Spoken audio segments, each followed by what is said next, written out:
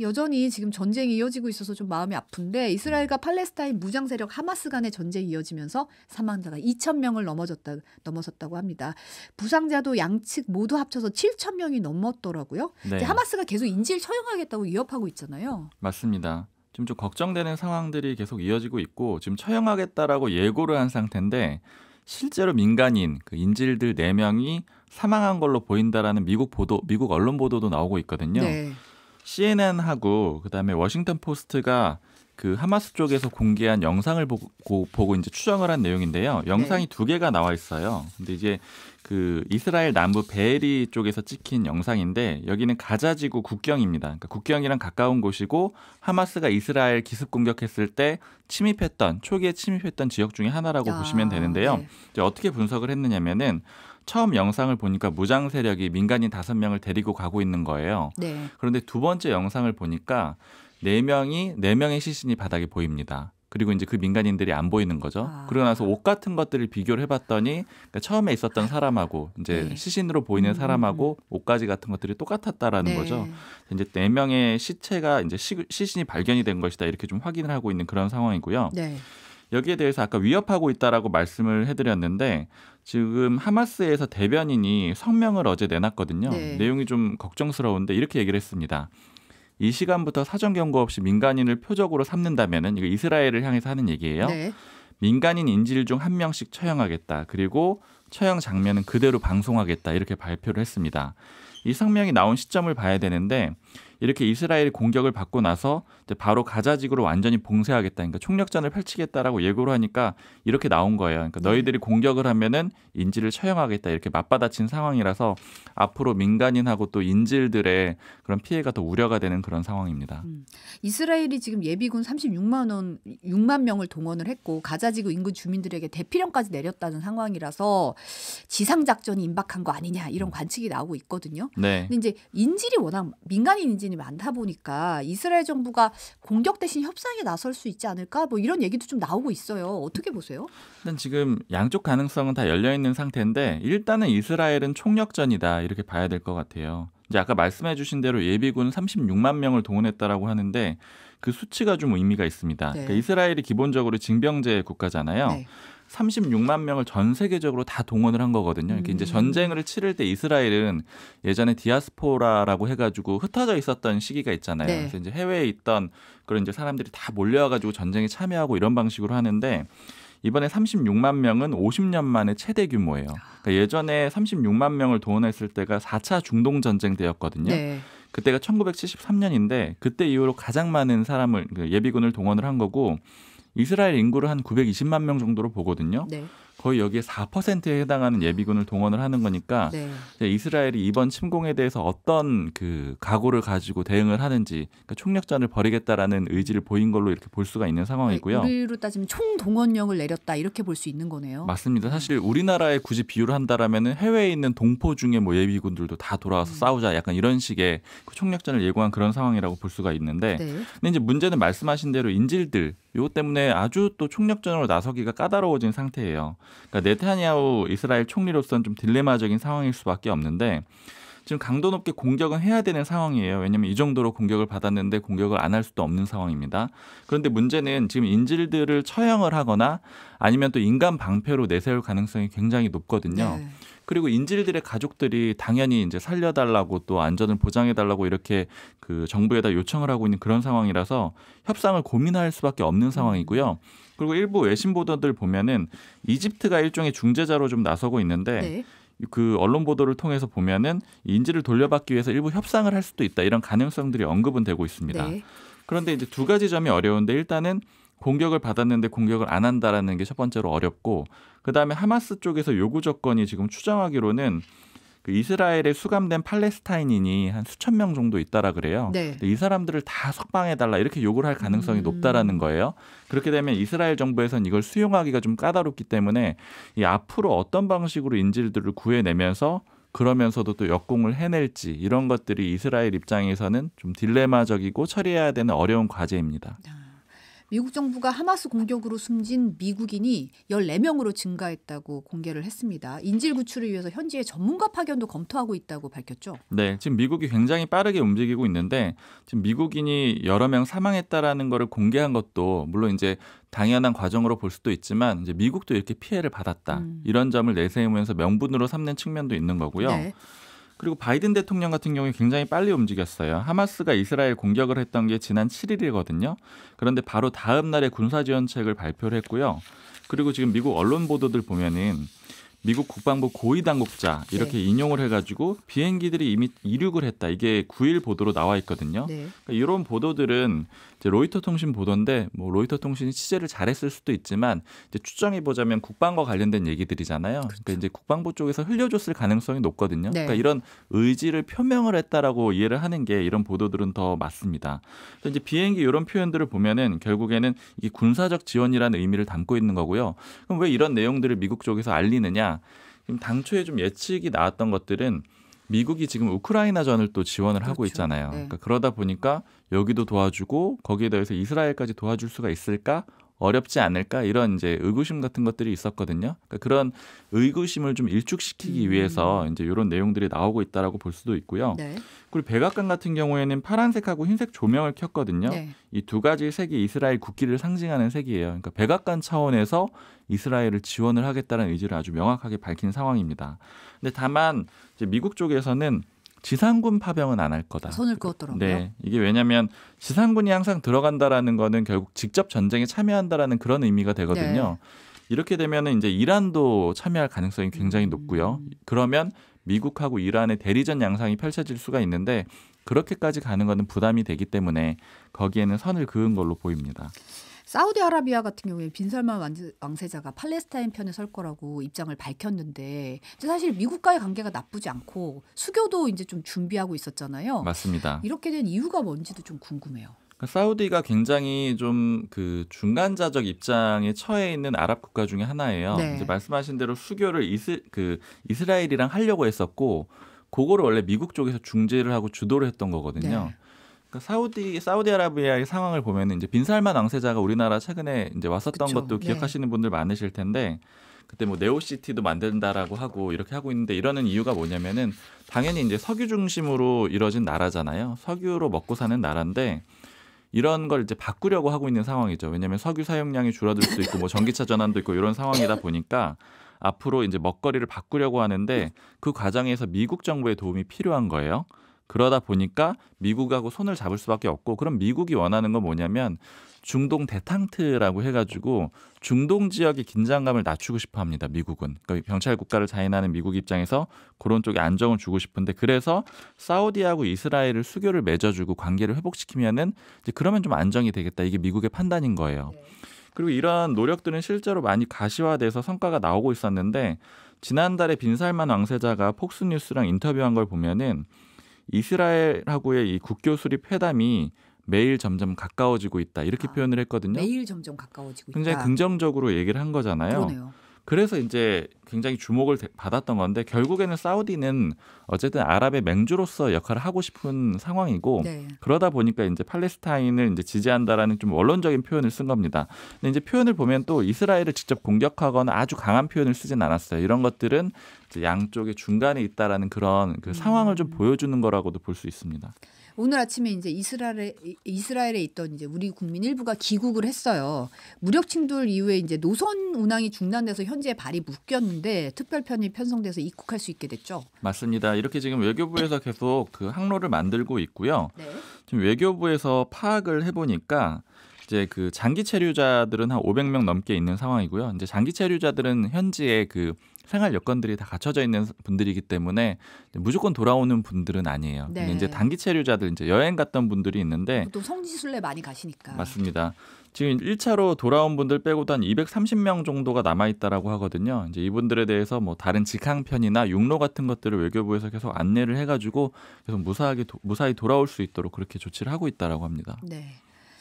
다음은 이제 강서구청장 보궐선거 투표 관련해서 이제 본투표가 오늘 오전부터 시작됐는데 지금 오전 12시 기준으로 보면 투표율이 11.4%로 집계가 됐어요. 중앙선거관리위원회 네. 홈페이지에 따르면 사전 투표율이 22.64%니까 합산하면 34.04%. 상당히 높은 사전 투표율 자체가 워낙 높기도 했고 네. 저는 구청장 선거가 진짜 이렇게까지 전국적으로 아까 양세승님이 내가 남해구 투표에 이렇게까지 관심을 가질지 몰랐다라고 말씀하셨는데 정말 이렇게 주목받은 선거가 있었나 싶긴 해요. 맞습니다. 사실 언론사들도 신문사 같은 경우에는 어떤 해석 기사를 쓰고 뭐 이런 일들이 있잖아요. 네. 이제 그런 것들이 보통 총선이나 이런 뭐 대선 같은 경우에는 결과를 쓰고 그다음에 이건 이런 의미다 저런 의미다 이렇게 붙이는 기사들을 쓰는데 구청장 선거에 그렇게 써본 적은 없는데 이제 오늘은 그런 계획들을 다 준비를 해놓고 미리 기사도 써놓고 밤 상황을 대비하고 있는 그런 상황이고요. 근데 이제 정치권의 여야 뭐 사람들 다 만나보면은 그런 얘기를 들은 적도 있어요. 이거 너희 언론들이 키운 거 아니야? 이렇게 물어본 사람도 있어서 제가 곰곰이 생각을 해봤는데 뭐 언론들이 그렇게 규정을 한 면도 있지만 양 정당이 움직였던 상황들을 보면은 그렇지만은 않거든요. 네. 왜냐하면 국민의힘 같은 경우에는 지난주에 전해드렸었는데 이 강서구를 동별로 다 나눠가지고 그러니까요. 현역 의원 전체를 다 투입하고 원외 당협위원장들도 전체를 다 투입해서 거의 동별로 이렇게 뭐 인수분해해가지고 사람들을 다 보내놓은 상태잖아요. 그럼 사실 당내에서도 이 정도 준비하는 거는 대선급이다 이렇게 얘기를 할 정도로 이미 중요하게 보고 있고요. 민주당도 마찬가지죠. 지도부도 갔었고요. 특히 이재명 대표가 그 태어나면서 가장 첫 번째로 그쵸. 찾은 그러니까 공개 행보를 한 것이 바로 이 강서구청장 보궐선거 유세이기도 하고 그다음에 병원에서 입장 냈을 때 그 영장이 기각되고 나서 입장도 바로 첫 번째로 이 강서구청장 보궐선거에 대해서 그 전초전이다 내년 총선 전초전이다 이런 표현을 했던 거잖아요. 그러니까 양당 모두 중요하게 보는 건 굉장히 맞고요. 그래서 사실 그거는 이제 선거가 없기 때문이죠. 내년 총선을 앞두고 유일하게 평가를 받을 수 있는 제대로 숫자가 나오는 그런 선거이기 때문에 이제 이렇게까지 다 주목을 하고 있는 그런 상태입니다. 오라버니님이 전 국민이 지켜보고 있다고 강서구 주민들 올바른 투표 부탁드린다고 하셨고 박윤규님도 이번 보궐선거가 총선의 모의고사다. 강서구 주민들 파이팅 하고 얘기를 하셨는데 어떻게 보면 이제 각 당이 아까도 이제 기자들도 보통 보면 구청장 선거에 정치부 기자들 안 등판하거든요. 그렇죠. 저희로 치면 원래 이제 시청 출입하는 저희는 전국사회부라고 부르는데 네네. 그쪽 부서에서 보통 맞는데 이게 이제 구청장 선거는 국회에서 이번에는 맞거든요. 그러니까 그만큼 중요하게 본다라는 거죠. 저희 이제 보통 사회부에서 뭐 좀 챙기다가 그렇죠. 뭐 선거판이면 정치부가 생기고 하는데 해석 기사 뭐 하나 정도 지원할 수 있는데 이번에 아예 다 가지고 왔다라고 봐야 될 것 같아요. 그러네요. 국민의힘이 막판 승부수로 이제 청년층을 집중 공략하는 모습이었어요. 네, 그제부터 청년을 좀 집중적으로 많이 언급을 하고 있는데요. 김태우 후보가 그 노라조의 노래인데요. 제목이 형이라는 노래인데 여기 이제 가사 보면은 네. 뭐 더 울어라 젊은 인생아 저도 괜찮아 넘어지면 어때 뭐 이런 내용들이 담겨 있는데 이게 청년들을 응원하는 노래예요. 저 노래로 부를 줄 알았는데. 제가요? 네. 그러면 이제 노래에 좀 피해를 끼칠 것 같아서 네. 근데 뮤직비디오를 직접 불러가지고 김태우 후보가 공개를 했고요. 네. 그리고 나서 계속해서 그 청년 관련된 행보를 하고 있습니다. 어제도 그 강서구에 사는 청년을 이제 연단에 세워가지고 김태우 후보 지지하는 발언을 하도록 했고 네. 또 장예찬 청년 최고위원이 와서 연설을 하기도 했고요. 그래서 이런 상황들이 청년 지원하는 거 맞느냐, 그러니까 청년층 주로 이제 공략을 하려는 거 맞느냐 이렇게 좀 상근 선대본부장한테 제가 어제 물어봤었거든요. 네. 그랬더니 이제 맞다라고 얘기를 했고 또 30대가 굉장히 많이 살고 있기 때문에 주요한 공략층이다. 그리고 이제 자신들의 목표는 이런 얘기 하더라고요. 강서구에 원래 이제 그 지방에서 있던 청년들이 서울에 오게 되면 강서구에 많이 거주를 하는데 사실 그래서 이번에 이제 빌라 전세 사기 같은 것들도 많이 있었던 거죠. 상대적으로 집값이 싸가지고 많이 오르는데 와가지고 안정이 되면은 뭐 결혼을 하고 뭐 직장을 잡고 이렇게 되면은 다른 지역으로 떠난다는 거예요. 근데 이제 자신들의 목표는 그렇게 하지 않고 쭉 거주할 수 있는 그런 구로 만드는 게 목표다. 그래서 이제 그런 것들을 목표로 이제 청년들에게 좀 어필을 하고 있다 이런 얘기를 하고 있습니다. 민주당은 이제 김태우 후보 후보 자격 비판하면서 정권 심판 강조하는 분위기더라고요. 그렇죠. 이게 아까 이번 선거가 어느 정도 중요한 거냐 이렇게 얘기를 했을 때 양당의 공식적인 입장은 좀 달라요. 네. 그러니까 국민의힘 같은 경우에는 이제 발언들을 보면은 일개 구청장 선거다 이런 표현을 쓰기도 하거든요. 이제 선거 운동은 적극적으로 하고 있지만 그만큼 중요한 건 아니다. 그리고 내년 총선에 연결되는 거 아니다. 이런 표현들이 나와요. 뭐 안철수 선을 좀 의원이나 긋는 분은 맞습니다. 근데 이제 반대로 민주당의 전략을 보면 윤석열 대통령까지 끌어가려고 하는 그런 움직임들이 많이 보이는 거죠. 그러니까 왜냐하면 이제 거기서 공격을 하는 지점은 뭐냐면 김태우 후보가 그 나올 수 있게 된 배경, 거기엔 윤석열 대통령이 있다라는 거죠. 왜냐하면 이제 원래는 대법원에서 확정 판결이 나와가지고 구청장직을 잃었고, 그리고 피선거권도 없는 상태였는데 사면복권을 하면서 이제 나올 수 있게 됐던 거잖아요. 즉 이 선거는 윤 대통령도 포함된 선거다. 그걸 통해서 그 후보 자격도 없는 데다가 거기에 더해 윤 대통령을 심판하는 선거다. 이렇게 좀 확장시키려고 하는 움직임이라고 보시면 될 것 같아요. 그리고 양당이 그 투표율에 대해서 좀 하는 얘기들도 좀 흥미로웠는데 네. 이 공식적으로 양쪽에 이제 캠프 쪽에 물어보니까 다들 투표율이 높으면은 우리 후보가 이깁니다 이렇게 얘기를 하더라고요. 네. 그러니까 서로 같은 입장이에요. 그래서 이제 국민의힘은 왜 그렇게 생각을 하느냐 이렇게 물어봤더니 사전 투표율이 높았던 거는 강서구 재개발을 원하는 주민들이 많은데 그런 여론들이 반영이 된 거다. 그분들이 다 투표장에 나와주신 거다 이렇게 해석을 하고 있고요. 민주당도 또 비슷합니다. 민주당도 정권 심판을 하고 싶어하는 그런 주민들이 많이 나와서 투표를 해준 것이다. 그래서 투표율이 높으면 이긴다. 이런 얘기들을 지금 양당이 같이 하고 있습니다. 보통 35%를 이제 선으로 보더라고요. 숫자를 민주당에서는 좀 그렇게 얘기하더라고요. 그러니까 민주당 고위 관계자랑 제가 얘기했을 때는 아주 구체적으로 이렇게 숫자를 얘기하더라고요. 40% 넘어가면은 무난하게 이길 것 같고 35% 정도면은 해볼 만할 것 같고 30%다 그러면 좀 어려울 수 있다. 이렇게 얘기를 했는데 이미 이제 그 숫자는 거의 넘어갈 걸로 보이는 상태입니다. 지금 12시 기준으로 누적 투표율, 사전 투표율까지 다 합산하면 34% 정도 되니까 나중에 투표율이 어느 정도 나올지가 좀 관건이긴 하네요. 좀 지켜봐야 될 것 같고 그 군소정당들 분위기는 어때요? 군소정당들이 저는 좀 관심이 많이 갔었거든요. 왜냐하면 그 새로운 선택이라고 해서 금태섭 전 의원이 만든 신당도 원래 강서구청장 보궐선거에 나가기 위해서 빠르게 신당을 만든다라고 얘기를 했었어요. 네. 결과적으로 후보는 안 냈었죠. 네. 그리고 우리공화당 후보도 나왔다가 그 김태우 국민의힘 후보랑 단일화를 하기 위해서 이제 출마를 포기를 했고요. 네. 그 두 후보 외에도 군소정당 네 곳이 이미 후보를 최종적으로 내놓은 상태거든요. 그래서 이게 왜 나오는 거냐? 사실 이제 따져보자면은 양당이 어느 정당인가는 이제 구청장을 가져갈 가능성이 거대 양당 중에 한 곳이 가져갈 가능성이 굉장히 높잖아요. 나머지 정당들은 왜 나오는 거냐 이렇게 좀 물어봤더니 하는 얘기들은 뭐냐면 내년 총선 전에 자신들의 그런 확장 가능성을 보여줄 수 있는 무대라는 거예요. 그러니까 설령 구청장 자리를 가져오지 못한다고 하더라도 우리가 이 정도의 득표율을 얻었다. 그러면 이제 그걸 바탕으로 해서 예를 들면 뭐 선거제 개편에 나설 수도 있는 것이고 그다음에 유권자들을 좀 설득을 해볼 수도 있다라는 거죠. 네. 후보 좀 간단하게 말씀드리면 정의당에서는 권수정 후보, 진보당에서는 권혜인 후보, 녹색당에서는 김유리 후보, 자유통일당에서는 고영일 후보가 나온 상태고요. 네. 그리고 또 하나 주목해서 볼 만한 거는 정의당하고 진보당이 있잖아요. 그렇죠. 진보당에서 계속 슬로건으로 내세우는 거는 삼정당이 우리다. 그러니까 이번에 삼정당이 우리가 될 것이다. 이런 얘기들을 제3정당이 누구냐 했을 이런 때 것들을 우리다. 얘기하고 있는데 정의당에서는 이미 당연히 우리가 삼정당이다. 그거는 뭐 압도적인 상태다. 이렇게 얘기를 하고 있어서 그 진보 진영 내에서 삼정당 자리를 두고 일종의 대결 구도가 만들어졌기 때문에 어느 쪽이 좀 패권을 가져갈 거냐. 왜냐하면 진보당 같은 경우에 이제 원내로 한석 가지면서 조금 주목을 받기 시작했잖아요. 이제 그런 상황들도 볼 수 있습니다. 네.